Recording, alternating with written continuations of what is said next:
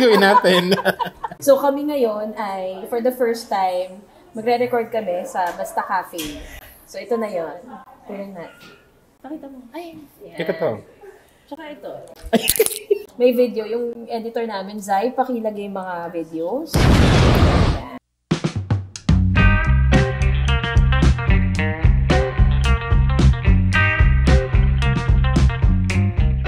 Despite their casualness and humor, quality ang drinks nila. Serious and sophisticated ang execution. The Long Black Delicious, I would say 70% dark and 30% citrus ang flavor. Burnt miso latte, delicious. But I suggest they increase both the miso and the burnt sugar by 10 to 15% kasi masarap siya. And I would love for them to be more detectable sa first sip. The coffee plus chocolate, delicious. The chocolate is more dominant than the coffee, which was great for me and for those who need coffee but don't like the taste of coffee. Yeah, so today ay February 25. Yes. Happy EDSA Day. Is it happy though? Is it happy? Is it what? I don't know. Yeah, I don't know anymore. Hashtag never forget, tama. Yes. I-commemorate natin kasi ang daling paunti-unti na. Oh, kasi hindi holiday today. Hindi holiday. Special working holiday. Oh. Pero kanina, nung nanggaling kami sa Ortigas, nadaanan namin sa EDSA, may mga nagrarally pa rin. At karamihan kabataan. Tama naman. Nakakatuwa pa rin. Pero syempre, ang konti. Kasi nga, hindi naman... Anong klaseng kabataan ba to? Yung totoong kabataan or Duterte youth? Ikaw ba? How do you identify yourself? Are you a totoong youth? Or a Duterte youth? Na-access na youth. Ay, hindi ko na rin alam. I think ako, I'm that kind of youth na Rizal youth. Yes. Youth na to youth. Ang corny ng joke. Okay, thanks guys. Bye. Kailan ba? Nung premiere night ata, yung may ka-eme na lumapit, sabi, hindi po naintindihan nung nanay ko kung bakit tawa kayo ng tawa sa podcast. Bakit daw po? Ay, hindi talaga i-explain mo. Yun, speaking of EDSA, natapos na namin yung cafe. So today ay second day ng soft opening ng Basta Cafe. Yes. So finally, natupad na ang cafe. Tignan nyo ngayon, tuyot na tuyot kami. Wala na kaming buhay. Oh my God. So kahapon, Feb 24. So merong special screen. Hindi mo sa special screening, pero may screening kami, may block screening ng may KKB sa Glorieta. So yung 10:45. 8:50. Tapos 10:45 tayo pumasok, di ba? Oo. So sabi ko, doon na lang ako sa pagkatapos ng 8:50 screening. Yung hapon nun, namimili ako ng ingredients for adobo. Tapos, may class, dala-dala ko yung ingredients hanggang Glorieta. Tapos kaya na umaga nagluto pa ako. Uy, sa totoo lang, ang sarap ng adobo ni JP.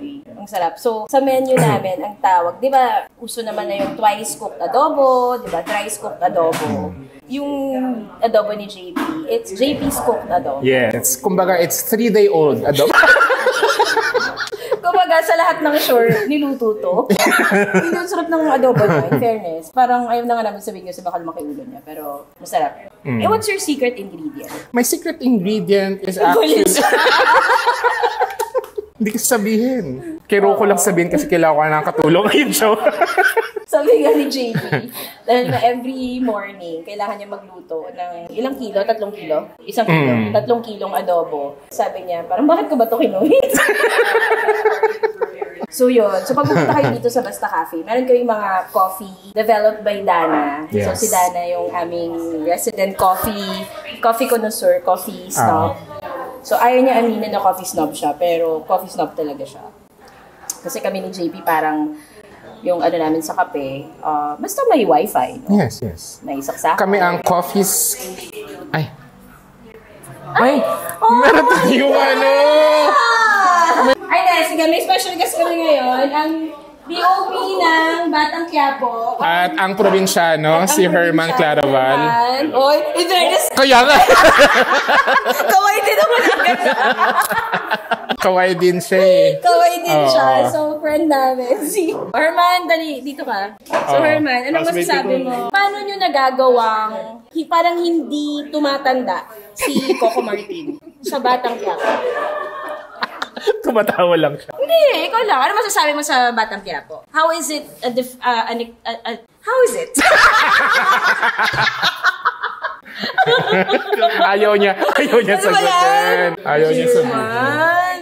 Bro, Batang Quiapo. Oh, Ako. thank you. Nanalo ng Crystal Bell. Oh, yung pala, hindi ko Kaya actually So si Herman yung DOP ko, nung bata pa ako. Bata pa lang ako, talagang idol ko na si Herman. Oh. So, ngayon na, na yung hairline yun niya. yung nakikita niyo rito sa...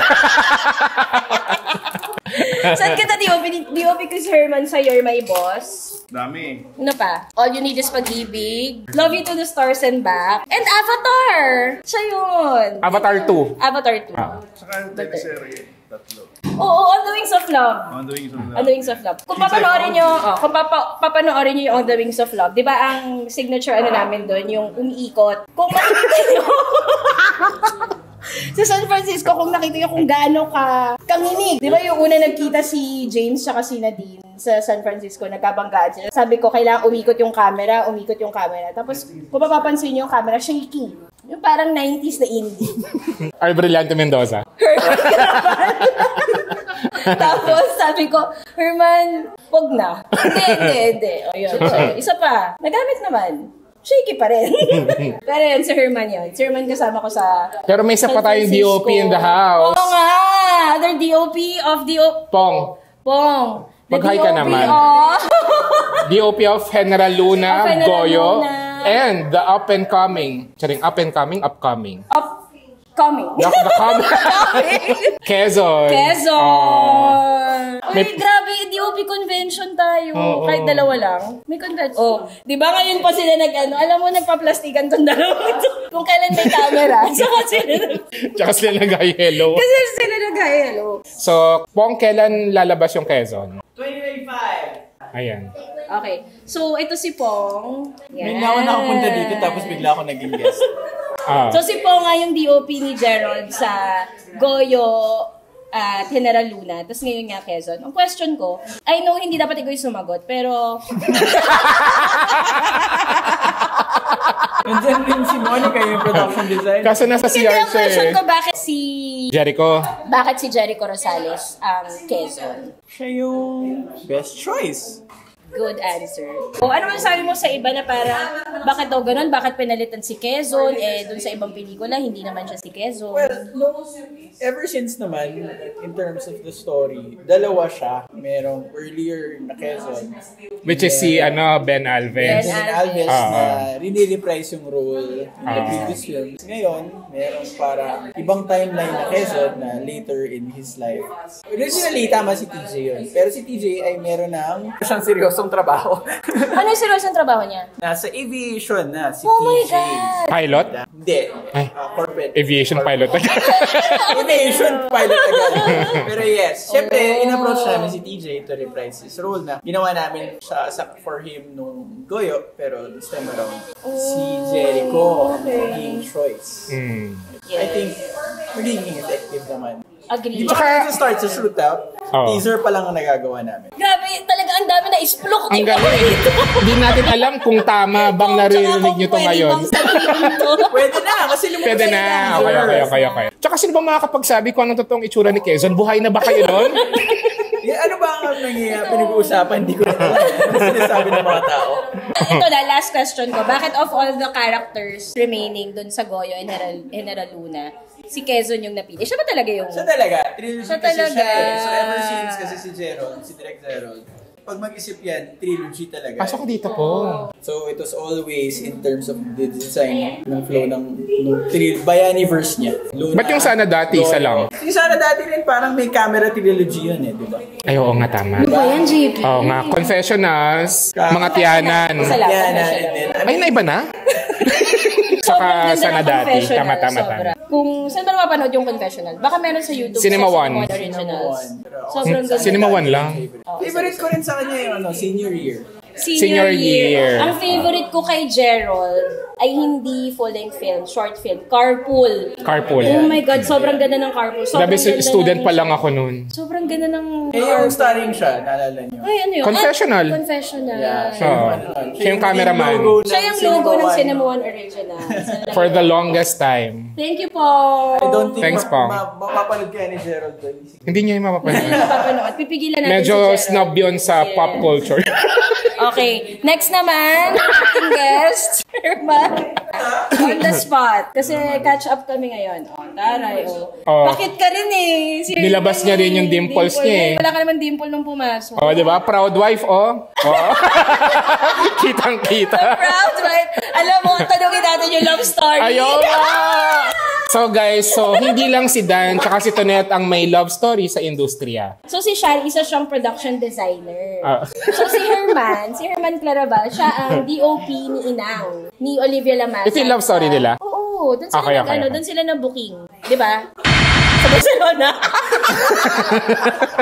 Na-booking, so ito ay pinagbabawal na pag-ibig? Naku, hindi ko magsalita talaga. Ayoko na magsalita. Naku, Diyos ko. Charing. Nag-umpisa kayo sa Yung Angel ano? In the name of In the Name of Love. Ni Angel Locsin and Aga Mulak. Na may sequel ngayon, In Thy Name. Charing. So, nung sila unang nag-DOP, ano yung second film mo with Inang? Ilan taon ka nun? mga 26. 26 years ago or 26 years old? Bata pa ako. Tsaka kakagaling mo nun sa indie Like Richard. kay Richard Somes. So, Gaw, Corazon, unang kasi. Tsaka favorite ko yung thesis ni Herman. ano ang title ng Singkong thesis? Butas. Talaga. Oo. Lagi ko sinasabi, pingin akong kopya para mapanood ko sa klase ko. Oo. Oh, tsaka si Herman, batchmate ko siya. Snobbish na Batch siya. 99 ba kayo? Wrong! Mas matanda siya sa akin. 84 ka, di ba? Ha? 85 85 ako. Well, Nung film students kami, meron parang pinapadalang, may Yan. grant yung Kodak, napapadala sa Budapest ba or sa Istanbul. Hungary. Budapest. Hanggang di ba? So, yon. Tapos si Herman yun. Zombie siya. Tapos, yung first ever ko na Star Cinema film. Kasi nga, wala akong masyadong kilala doon, di ba? Sabi ko, si Herman po yung gusto kong DOP. Si Herman, naging housemate ko to. Talaga ba? Yes. Nagigising ako sa mga manok niya.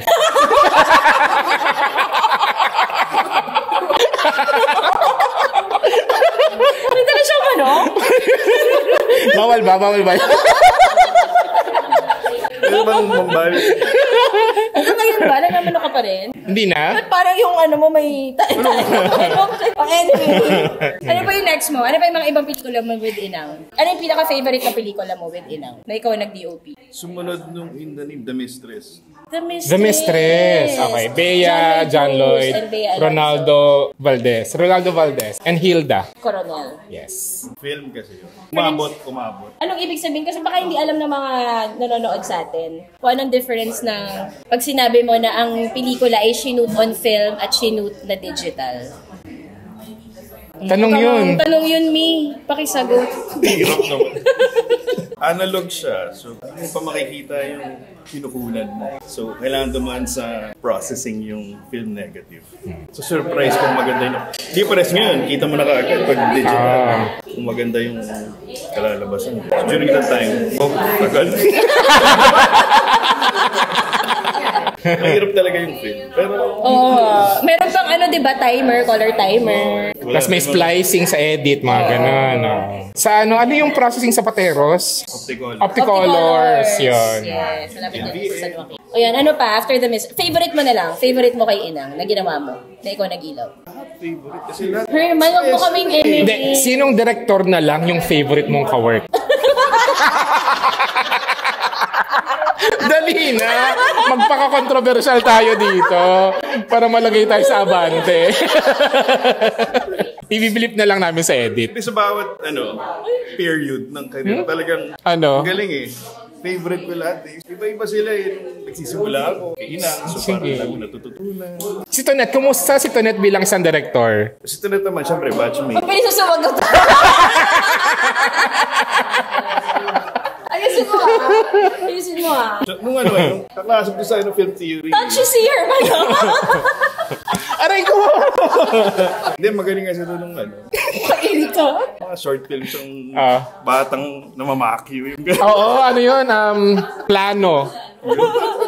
Tsaka yung yung nagtatong eats. Tong eats ba yun? Pusoy. Pusoy, oo. Batang malit na galit sa matatanda. Kasi yun yung childhood nito, Net. Saan mapapanood yung mga shorts mo? Pero sa YouTube ko, sa YouTube channel ko. May channel ako eh. Yan, para magkaroon kayo ng idea sa childhood nito, Net, panoorin niyo yung mga short films niya no college. Ganon siya. Nangaaway siya ng pag inaagawan siya ng Pink Ranger. Ganyan. Tama, deserve. May magaling nga si Tonet, no? With lines pa. Ay, ito. Baka po nakita ni Sir Herman yung pagdala ni Direct Tonet ng PC niya sa defense. Hindi nga ako yun. Matanda siya, graduate na siya. Matanda na si Herman eh. Oo. Kakagraduate ko lang. Kailan ka mag-graduate? 2008, ano? 2008? 2000, ayoko nga. Kasi nga nag-work na siya noon bago siya nag-thesis. Kay Somes? Siya rin po ba DOP ng Avengers? Yes, siya yung second na Avengers. Yes, siya yung DOP ng Avengers. Kaso nga lang pinili niya mag-MMK. Kasi nung tinawagan siya, Herman Claraval, we're giving you an episode of MMK. Nag-Avengers. Sabi niya, oh my God, MMK yun. Parang MMK Avengers, Cafe Assistant, Brand Manager. Ay, pakita natin dito yung drink. Oh my God, ito na yung drink ni Herman. Ay, masarap to. This is called Apple Espresso. So, actually, itong Apple Espresso, kasama namin sa research and development si Sabrina Carpenter. Pagod na ako. Masarap no Apple Espresso. So, siguro ibebenta na lang muna namin yung mga drinks namin dito sa Basta. Ang dami na pumuntang mga ka-eme, guys. Si Attorney, sina Marga. Si Marge andito pa rin. Nandito pa rin siya. Nakakaano na siya. Diba? Pangatlo na ba yan? Affogato? Naku, baka umorder ka pa ng isa pa. Naku, Marge, kinakabahan ako. Grabe. Baka umorder pa siya. Okay pa kami hindi, ano na lang masasabi, magbibigay mong advice sa mga bata ngayon, sa mga bagets ngayon na gustong maging DOP pero wala silang background sa pelikula. Pwede ba yun? Hindi sila hindi nag-aral ng film. Hindi nag-photography, gano'n. Tikman mo muna, natikman mo. Sarap. Yung totoo. Sarap, diba? Guys, ang sarap ng Apple Espresso. Ayun naman may kwento. Go. Nag-walk out habang umiiyak. Go. Anong mabibigay mong advice sa mga gustong mapunta sa pelikula? Sa industriya natin? Mag-shoot lang kahit ano muna. Tapos pakipapanood nyo sa inyo. Tapos late-late. Ba't kasama kami? Diba? Ganun lang naman yun. Yung kailangan may critic. Ay, totoo yun. Tama. Ganda no. Hindi pwedeng nanay lagi yung ang or mga friends lang lagi na nagpupurihan. Bulahin mo lang yung sarili mo. Gandang ko.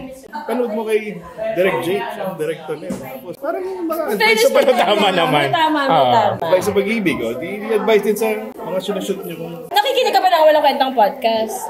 minsan. Ay. Talaga? Anong favorite mong episode? Sige, anong episode favorite mo? Kung nakikinig ka talaga minsan.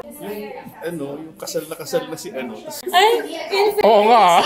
si Something Teta. Something Kasal na Teta. kasal. Fairness, totoo naman. Nung napakinggan niyo ba yon? Kaya nagpakasal ni Ni Shari? Shari. Siya ata nagparinig sa akin.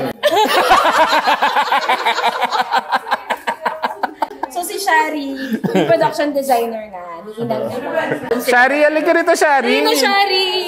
Kung ayaw pumunta dito ni Shari, pupuntahan natin. Si Shari tsaka si Monica yung naka-P. Ayan, sila yung mga... Siya yung PD ng Quezon. Tsaka Bliss. Di ba Bliss? Yes! O diba, ayaw niya na magsalita. Pero sila, PD and DOP. Pagod na sila kasi galing silang pre-prod meeting ng Quezon. So, ayun! So, pumunta na kayo dito sa Basta Cafe kung saan makakilala kayo ng mga matatagal na sa industriya. Oo. So, kasi syempre nga, yung Basta Cafe, ang gusto namin, para siyang community of people who want to find inspiration, I guess, kahit hindi artist. Kasi parang masyadong mataas yung artist eh. Parang people who want to share their art, who want to be inspired, ganyan. Madalas ay mga kaibigan kami pupunta dito. May mga batang kaibigan, tapos meron ding mga batikan. Mga Favorite si Herman. May mga batikan kaming kaibigan na pwede niyong tanungin. So, bago kayo magtanong, order muna kayo ng kape. Tapos yun, sip-sip lang kayo. Hindi sila makikipag-usap sa mga dumarating na customers na walang hawak na kape. Yes. Si Herman, kapag hindi mo siya kilala, mukha siyang mataray. Pero sa totoong buhay, ganyan yan. Very madaldal, yun. Tapos si Herman, huwag mong tatapatan talaga ng electric fan. Kasi unti-unti siya nakakagna. So anyway, ang dami nang napunta dito ng mga ka-eme na tinatanong namin kung productive ba sila, nakapag-work sila. Nakapag-work naman sila. Feeling ko yung atmosphere of Totoo, yung ingay. Oo, yung nasa community ng being inspired. So yun. May wifi ba? Malapit na. Actually, andito kinakabit ngayon eh. As we speak. Oo. Kuya, parang dito. Wow! Maraming socket. Yes. Tapos, ang pinaka-importante, masarap yung kape. Tsaka, masarap yung food. Oo. Malamig yung aircon. Malamig yung... Yes. Naku, salamat naman. Ayaw natin ng mainit, ng maputik. Tinatanong ni Casey, pwede pets? Yes, pwede pets. Pero Pwede bawal si lang Cathy. aspin. Maraming salamat sa mga nag-share na, nag-post. Tapos, yung mga favorites mo sa Basta Coffee? Sa coffee, favorite ko yung apple espresso. Ano ba yung apple espresso? Para ma-entice. Apple, tsaka espresso. Thank you. Diba? Naintindihan ko. Yeah. And then, yung next, pour over, masarap yung beans na ginagamit ni Dana, ang aming coffee connoisseur. Yes. Si Dana ang nag-develop ng mga coffee drinks yung mga namin, drinks tsaka namin. Even coolers. Yes. In fairness ako niyo. May oat milk ba? May oat milk at may soy milk. Meron. Yes, saka soy milk meron. Ilalabas namin dito yung menu, huwag kayong mag-alala. Sai, menu. Ako ang favorite ko, kung di mo na itatanong ako. Ikaw ba? Coffee, go. Ano favorite mo sa coffee? Favorite ko, burnt miso latte. A childhood favorite. Yes. Yun yung official title niya. Burnt miso latte. A childhood favorite. So, Yung apple espresso, a Basta exclusive. Dito lang yan. Yes. Exclusivo. Explosivo. So, para ito yung version natin lang. Sa iba, orange espresso. Kami, apple espresso. Kasi di ba kung saan nyo lang nakikita yung apple dito sa Pilipinas eh. Sayang naman na hindi natin sila nagagamit. Anong favorite mo sa non-coffee? Yung strawberry. Yung self-explanatory 2. Ang favorite ko doon, Oval T-Rex. Oval T-Rex. Ay, oo, grabe yung Oval T-Rex. So, kung merong Milo Dinosaur, saan ba nagaling? Bangkok? Sa Milo. Galing sa Bangkok, Indonesia. Totoo ba? Singapore? Singapore ata. Oo, yun. Ayan, Singapore nga. So, dito, gumawa kami ng sarili naming version. Kasi parang yung basis ng mga menu, yung mga childhood. Yes. Yeah, so Ovaltine. Things that are important to us. So medyo kapag kinain niyo yung Oval T-Rex, makalat talaga siya. Oo. Pero masarap. Just like... So yun, ako ang pandan sa cooler. So para siyang lemongrass with pandan na may konting sago. Sarap.